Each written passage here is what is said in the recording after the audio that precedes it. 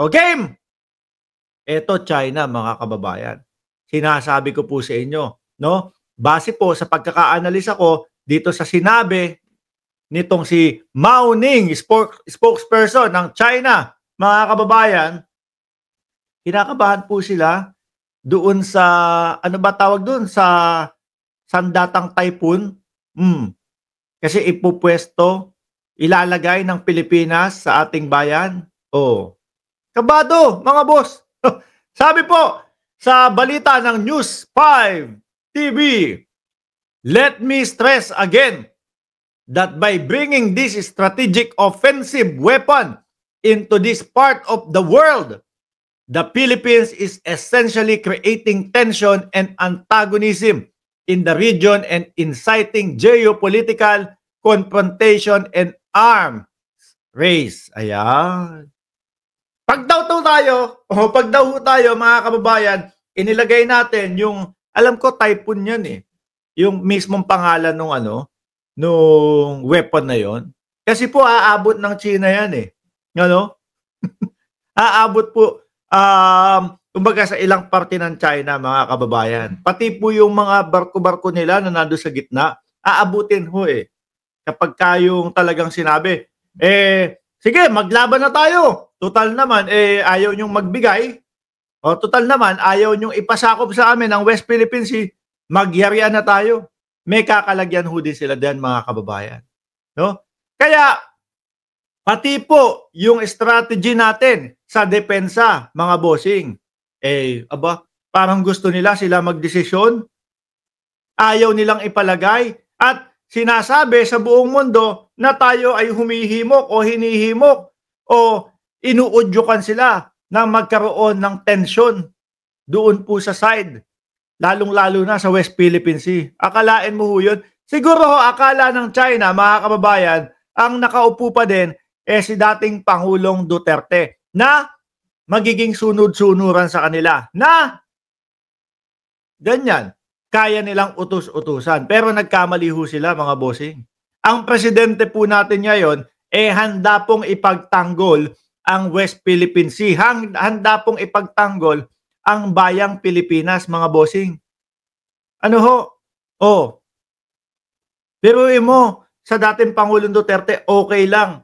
Kapag sinabi ng China, dapat gagawin ni Duterte. No?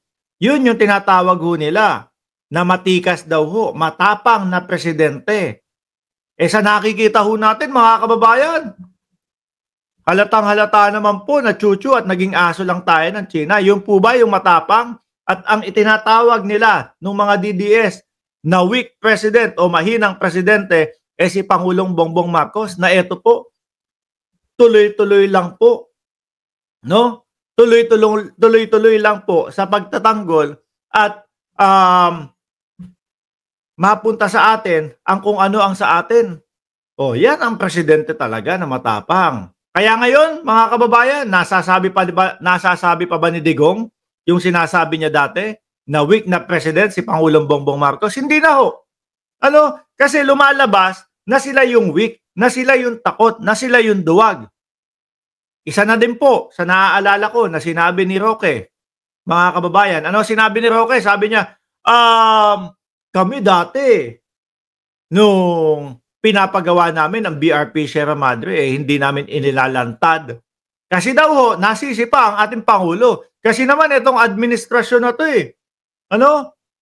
kung makapagdala ng mga gamit, ng mga pang-repair ng BRP Sierra Madre, lantaran daw ho, mga kababayan. Galit pa si Roque.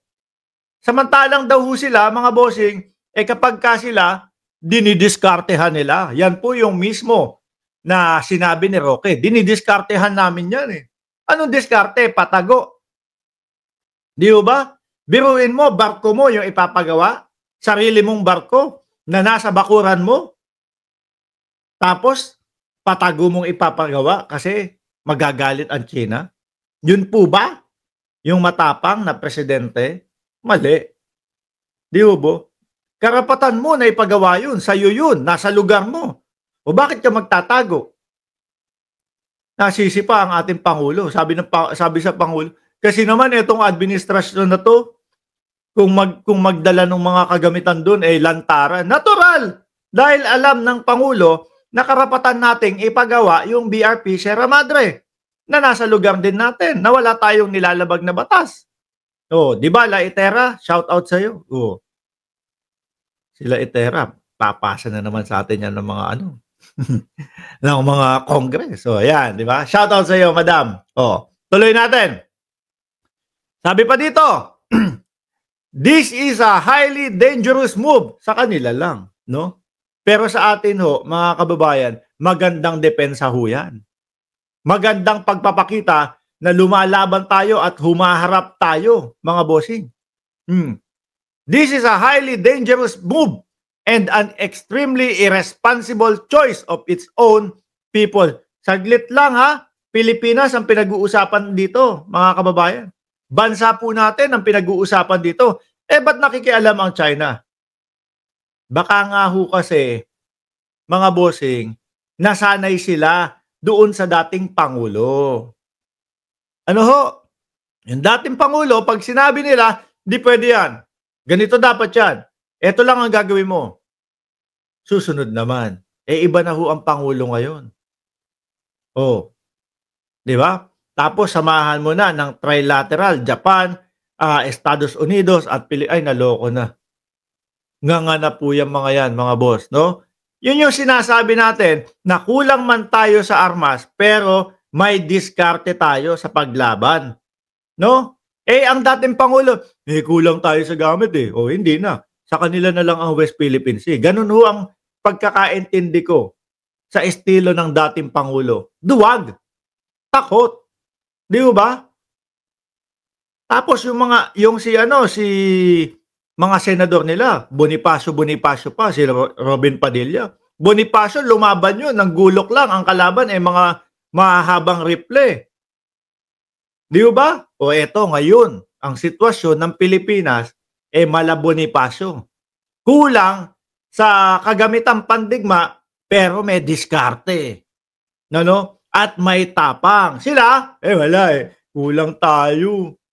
Kulang tayo sa armas. Huwag na tayo lumaban. Kanila na lang yan. Biruin nyo yun. Tapos yung mga DDS, masayang masaya. Sabi nila Itera, tanggalin ang NGCP sa Pilipinas.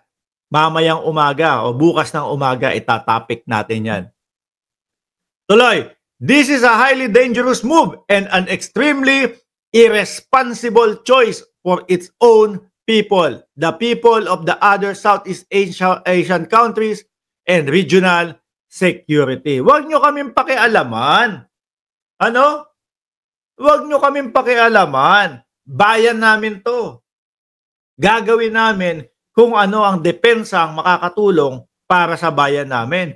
Gagawin namin kung ano ang opensang makakatulong para sa bayan namin. China, yun ang pakialaman nyo. Hindi yung papakialaman nyo kung ano ang depensa namin.